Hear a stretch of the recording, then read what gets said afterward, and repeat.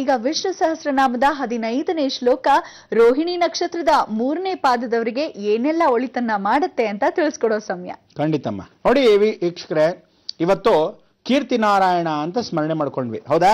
ಎಲ್ಲಿ? ತಲಕಾಡಲ್ಲಿ. ಮೊದಲು ದಕ್ಷಿಣಾಮೂರ್ತಿ ಮಹಾವಿಷ್ಣು ಸ್ವಾಗತಿಸೋಣ, ಮಂತ್ರವನ್ನು ನೋಡೋಣ.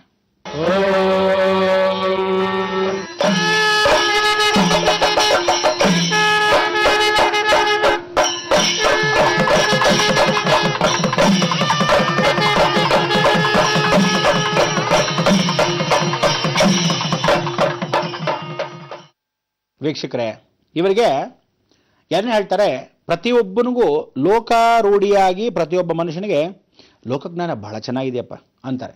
ಅಂದರೆ ಯಾವತ್ತೂ ತಿಳ್ಕೊಳ್ಳಿ, ಬಿಸ್ನೆಸ್ ಮ್ಯಾನಿಗೆ ಸರ್ವೆ ಅನ್ನೋದು ಮಾಡದೇ ಇದ್ರೆ, ಬಿಸ್ನೆಸ್ ನಾನು ಏನು ಮಾಡ್ತಾ ಇದ್ದೀನಿ, ಜೀವನದಲ್ಲಿ ಸುತ್ತಮುತ್ತಲು ನೋಡ್ಕೊಂಡು ಬಂದಿದ್ದೀನಿ, ನಾನು ಇಲ್ಲೊಂದು ಅಂಗಡಿ ಹಾಕಿದ್ದೀನಿ, ಪಕ್ಕದಲ್ಲೂ ಒಂದು ಅಂಗಡಿ ಹಾಕಿದ್ರೆ ಪ್ರಯೋಜನ ಏನು? ಕಾಂಪಿಟೇಟಿವ್ ಆಗಿದ್ರೆ ಪರವಾಗಿಲ್ಲ, ಇಲ್ಲ ಯಾರು ಹಾಕದೇ ಇರೋದು ನಾನು ಹಾಕಿದ್ರೆ ಈ ಏರಿಯಾಗೆ ಬೇಕಾಗಿರತಕ್ಕಂಥ ಸರ್ವೆ ಅವ್ನು ಮಾಡಿರಬೇಕು. ಬಿಸ್ನೆಸ್ ಇಲ್ಲಿ ಹಾಕಿದ್ರೆ ವ್ಯಾಪಾರ ಆಗತ್ತೆ. ಆ ಲೋಕಾರೂಢಿಯಲ್ಲಿ ಏನು ಹೇಳುತ್ತೆ, ಈ ಲೋಕಮಾತೆಯಾಗಿರ್ತಕ್ಕಂಥ ಜಗನ್ಮಾತೆ ಇವನಲ್ಲಿ ಜೊತೆಗೆ ಸೇರ್ಕೊಂತಾಳೆ. ಅದಕ್ಕೆ ಈ ವಿಷ್ಣು ಸಹಸ್ರನಾಮದಲ್ಲಿ 3ನೇ ಶ್ಲೋಕ ಹೇಳುತ್ತೆ, ಲೋಕಾಧ್ಯಕ್ಷ, ಆ ಲೋಕ ಮಾತೆ ಈಶ್ವರನ ಜೊತೆಗೆ ವಿಷ್ಣು ಜೊತೆಗೆ ಕೂತಿರ್ತಕ್ಕಂಥ ಏಕಾಂಶ. ಅದಕ್ಕೆ ಈ ಶ್ಲೋಕದಲ್ಲಿ ವಿಷ್ಣು ಸಹಸ್ರನಾಮದ ಏನು ಹೇಳುತ್ತೆ, ಇವನು ಸುರಾಧ್ಯಕ್ಷನ ಸುರಪಾನವನ್ನ, ರೋಹಿಣಿ ನಕ್ಷತ್ರವರು ಸಾಧಾರಣವಾಗಿ ಸುರಪಾನವನ್ನು ಮಾಡ್ತಕ್ಕಂಥ ಸುರಾಧ್ಯಕ್ಷ ಅಂದರೆ, ಈ ಸುರ ಅಂದರೆ ಅಸುರಗಳು ಇರ್ತಾರಲ್ಲ, ರಾಕ್ಷಸ ಬುದ್ಧಿ ಅಂತ. ಎಲ್ಲ ಒಳ್ಳೆಯವನು. ಬೆಳಗ್ಗೆ ಹೊತ್ತು, ರಾತ್ರಿ ಹೊತ್ತು ಸೂರ್ಯ ಮುಳುದ ತಕ್ಷಣ ತೀರ್ಥ ಹಾಕೊಳ್ಳೋ ಅಭ್ಯಾಸ ಅಷ್ಟೇ, ಜಾಸ್ತಿ ಏನಿಲ್ಲ. ಅದಕ್ಕೆ ನಮ್ಮ ಹುಡುಗ ತುಂಬ ಒಳ್ಳೆಯವನು, ಏನಿಲ್ಲಪ್ಪ ಜಾಸ್ತಿ ಒಳ್ಳೆಯವನು, ಸಿಗರೇಟ್ ಒಂದು ಸೇರ್ತಾನೆ ಅಷ್ಟೇ ಅನ್ನೋ ಹತ್ರ. ಹಾಗೆ ಸಿಗರೇಟ್ ಒಂದು ಸೇರ್ತಾನ, ಭಾಳ ಸಂತೋಷ. ಸಿಗರೇಟ್ ಯಾವಾಗ ಸೇರ್ತಾನೆ ಅಂದರೆ, ಕುಡಿತಾ ಇದ್ದಾಗ ಜೊತೆಗೆ ಪಕ್ಕದಲ್ಲಿ ಸೇರ್ಕೊಂಡು ಕೂತ್ಕೊಂತಾನೆ ಅಂತ. ಕುಡಿತಾ ಇದ್ದಾಗ ಸೇರ್ತಾನ, ಯಾವಾಗ ಅಂದರೆ ಅದೇ ಅವಳು ಯಾರೋ ಇನ್ನೊಬ್ಳು ಕರ್ಕೊಂಡು ಹೋದಾಗ ಅಂತ. ಹೀಗೆ ಒಂದಕ್ಕೊಂದು ಜಾಯಿನೋ ರೋಹಿಣಿ ನಕ್ಷತ್ರದವರೇ ಗುಪ್ತಗಾಮಿನಿ, ಸೀಕ್ರೆಟ್ಟಾಗಿ ಸುರಗಳ ಥರ ಗೊತ್ತಾಗದೆ ಮಾಡ್ಬಿಡ್ತಾರೆ ಕಳ್ಳರು. ಅದಕ್ಕೆ ಧರ್ಮಾಧ್ಯಕ್ಷ ಅಂದರೆ ಇವನಲ್ಲಿ ಧರ್ಮ ಜಾಸ್ತಿ ಇರುತ್ತೆ. ದಾನ, ವೀರ, ಶೂರ, ಕರ್ಣ ಅಂತೀವಲ್ಲ, ಅಯ್ಯೋ ನಿನ್ನ 90 ಹಾಕೊಳಗಿಲ್ವಾ, ಹೋಗ್ಲಿ ಬಿಡು ನಂದು ಕುಡಿದು ಬಿಡು ಅಂತಾನೆ. ಸರಿ ಹೋಗಿ ಸೇರ್ಕೊಂಡು ಕುಡ್ಕೊಂಡು ಕೂತಿರ್ತಾರೆ.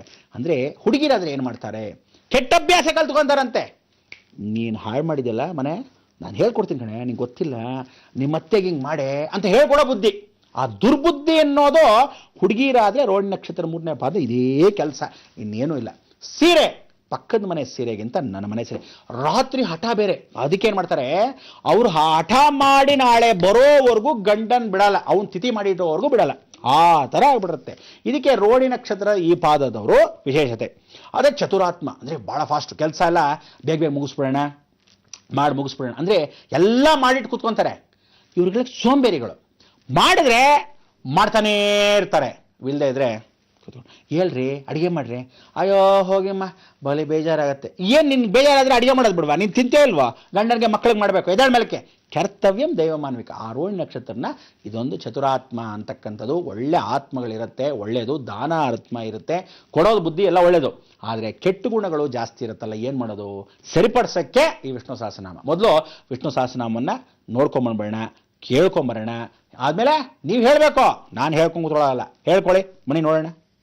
ಲೋಕಾಧ್ಯಕ್ಷಃ ಸುರಾಧ್ಯಕ್ಷೋ ಧರ್ಮಾಧ್ಯಕ್ಷಃ ಕೃತಾಕೃತಃ ಚತುರಾತ್ಮಾ ಚತುರ್ವ್ಯೂಹಶ್ಚತುರ್ದಂಷ್ಟ್ರಶ್ಚತುರ್ಭುಜಃ ಲೋಕಾಧ್ಯಕ್ಷಃ ಸುರಾಧ್ಯಕ್ಷೋ ಧರ್ಮಾಧ್ಯಕ್ಷಃ ಕೃತಾಕೃತಃ ಚತುರಾತ್ಮಾ ಚತುರ್ವ್ಯೂಹಶ್ಚತುರ್ದಂಷ್ಟ್ರಶ್ಚತುರ್ಭುಜಃ. ಇವ್ರಿಗೆ ಸಾಧಾರಣವಾಗಿ ರೋಹಿಣಿ ನಕ್ಷತ್ರದವ್ರಿಗೆ ಎಲ್ಲ ಮೈಯೆಲ್ಲ ಕಣ್ಣು ಅಂತೀವಲ್ಲ ಹಾಗೆ. ಪ್ರತಿಯೊಬ್ಬರಿಗೂ ಏನು ಅಂದರೆ, ಒಂದು ಮನೆಯಿಂದ ಮತ್ತೊಂದು ಮನೆಗೆ ಮಾತು ಕದಿಬೇಕು, ತಂದು ಮಾತ್ರ ಯಾರಿಗೂ ಹೇಳ್ಕೊಳಲ್ಲ, ಗುಪ್ತವಾಗಿರ್ತಾರೆ. ಎಲ್ಲ ರೀತಿಯಾದ ಕೆಲಸ ಕಾರ್ಯಗಳನ್ನ ಮುಗಿಸ್ಬಿಟ್ಟಿರ್ತಾರೆ. ಇವರು ಸಮಯ ಸಾಧಕರು. ರೋಹಿಣಿ ನಕ್ಷತ್ರದವ್ರು ಏನು ಮಾಡ್ತಾರೆ, ಅವ್ರ ಕೆಲಸ ಅವ್ರು ಮಾಡ್ಕೊಳ್ತಾರೆ. ಕಳ್ತನ ಅನ್ನೋದು ಸ್ವಲ್ಪ ಇರುತ್ತೆ. ಏನಂತಾರೆ, ಈ ಕದ್ದು ಮಾಡ್ಕೊಳ್ಳೋ ಅಂಥದ್ದು ಅಂದರೆ ಬೇರೆಯವ್ರ ಮನೆ ಕದಿಯೋದು ಅಂತಲ್ಲ, ಈ ಕದಿಯೋ ಅಭ್ಯಾಸ ಅವ್ರು ನೋಡಿ ಮಾಡಿದ್ರು, ನಾನು ಮಾಡಿಬಿಟ್ರೆ ಉತ್ತಮ, ಅದನ್ನು ಕದ್ದು ಬಿಡೋದು. ಅವನಿನ್ನೂ ಮಾಡ್ತಾ ಇರ್ತಾನೆ, ಯಾವ್ದು ದೊಡ್ಡ ಶಿಖಾಮಣಿ ಬೇಗ ಕದ್ಕೊಂಡ್ಬಿಡ್ತಾರೆ. ಭಾಳ ಬುದ್ಧಿ.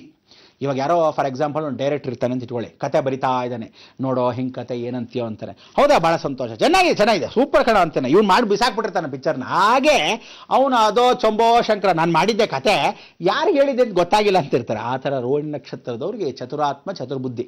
ಇದ್ರ ಏನು ಅಂದರೆ, ಕೈ ಕಾಲುಗಳು ಇವರಿಗೆ ಸ್ವಾಧೀನಗಳಿರಲ್ಲ. ಫಾರ್ ಎಕ್ಸಾಂಪಲು ಕಾಲು ಈ ಆಣಿ ಅಂತ ಬರುತ್ತೆ, ಅಥವಾ ಹೀಗೆ ಮೇಲ್ ನಡೆಯೋದು, ಅಥವಾ ಒಂದಲ್ಲಿ ಅಂಗಗಳು ಟ್ವಿಸ್ಟ್. ರೋಹಿಣಿ ನಕ್ಷತ್ರದ 3ನೇ ಪಾದದವ್ರು ಏನೇ ಮಾಡ್ಕೊಳ್ಳಿ, ಅಂಗಗಳು ದೊಡ್ಡದು ಚಿಕ್ಕದು ಇದ್ದಾಗಿರುತ್ತೆ ನೋಡಿ. ಹೀಗಿರುತ್ತೆ ಕೈಯೇ, ಒಂದು ಕೈ ಚಿಕ್ಕದು ಒಂದು ಕೈ ದೊಡ್ಡದು. ಚಿಕ್ಕದಂದ್ರೆ ಕತ್ತರಿಸೋಗಿರಲ್ಲ, ಇರೋದೇ ಹಾಗೆ, ಹುಟ್ಟಿರೋದೇ ಹಾಗೆ ಅವ್ರ ಕರ್ಮ. ಬೆರಳುಗಳು ಅಂದರೆ ಅಕಸ್ಮಾತ್ ಸಾಧಾರಣವಾಗಿ ಕಾಲುಗಳು ಅಂತ ಇಟ್ಕೊಳ್ಳಿ, ಅವನು ಚೆನ್ನಾಗಿದ್ದೀರಾ ಅಂತ ನಡ್ಕೊಂಡ್ಬರ್ತಾನೆ. ಹಾಗೆ ಅವನು ಉದ್ದ ಚಿಕ್ಕಲ್ವಾ, up and down, hump dump. ಅವ್ರು ಹಂಪಲ್ಲಿ ನಡೆದ್ರೆ ಚೆನ್ನಾಗಿರ್ತಾರೆ, ಹಳ್ಳಗಳು ನಡೆದ್ರೆ ಕ್ಲೀನ್ ನಡೆದಂಗೆ ಇರುತ್ತೆ. ಅದಕ್ಕೆ ರೋಹಿಣಿ ನಕ್ಷತ್ರದ ವಿಚಾರ. ಇವರುಗಳಿಗೆ ಸೊಂಟದ ನೋವು ಜಾಸ್ತಿ. ಹೆಣ್ಮಕ್ಳಿಗಾದ್ರೆ ಕೂತೇ ಇರ್ತಾರೆ. ಕೆಲವು ನೋಡಿ ಅಜ್ಜಿಂದ್ರು ಚಕ್ಲಿ ಹಾಕ್ತಾ ಇದ್ದಾಳೆ, ಕೋಳ್ಬಳೆ ಹಾಕ್ತಿದ್ದಾಳೆ, ಏನ್ರಿ ಅಷ್ಟು ಕೆಮ್ಮು, ಆರೋಗ್ಯ ನೋಡ್ಕೊಳ್ಬೇಡ್ರಿ ಕೂತೆ. ಅವ್ರಿಗೆ ಆ ಸೊಂಟದ ನೋವು, ಸೊಂಟ ಅಂದರೆ ಕೂತ್ಕೊಳ್ಳೋದೇ ಕೆಲಸ, ಕೂಡಿಸ್ಬಿಡ್ತಾನೆ. ಈ ರೋಹಿಣಿ ನಕ್ಷತ್ರದವನ್ನ ಸಾಧಾರಣ ಕೂಡಿಸ್ಬಿಡ್ತಾನೆ, ಮಂದಗತಿ ಮಾಡ್ಬಿಡ್ತಾನೆ. ಅಂದರೆ ಸಾಯೋವರೆಗೂ ಅಡುಗೆ ಮನೆಯೇ ಕೂತ್ಕೊಳ್ಳೋದೆ, ಸಾಯೋವರೆಗೂ ಟೈಲರಿಂಗ್ ಕ್ಲಾಸೇ, ಟೈಲರಿಂಗ್ ಮಾಡ್ತಾನೇ ಇರೋದೆ, ಇಲ್ಲ ಕೆಲಸ ಕೂತ್ಕೊಂಡು ಮಾಡೋದೇ, ಬ್ಯಾಂಕಲ್ಲಿ ಕೂತ್ಕೊಂಡೇ ಇರೋದು. ಬೊಲೆ ಸಾಕಾಗೋಗಿದೆ. ಅಂದರೆ ರೋಹಿಣಿ ನಕ್ಷತ್ರದವ್ರಿಗೆ ಇದಕ್ಕೆಲ್ಲ ಪ್ರತಿಫಲ ಆರೋಗ್ಯ ದೃಷ್ಟಿಯಲ್ಲಿ ಹೇಗೆ, ಬುದ್ಧಿಗತಿಯಲ್ಲಿ ಹಾಗೆ, ಎರಡು ಸರಿ ಮಾಡೋಕ್ಕೆ ಯಾರೋ ಈ ವಿಷ್ಣು ಸಹಸ್ರನಾಮ ಶ್ಲೋಕವೇ ಸಾಟಿ. ಇದಕ್ಕೆ ಹೇಳ್ಕೋಬೇಕು, ಹೇಳ್ಕೊಂತ ಪಾಲಿಸ್ಬೇಕು, ಪದೇ ಪದೇ ದೇವ್ರ ಮನೇಲಿ ಕೂತ್ಕೊಂಡು ಹೇಳಬೇಕು.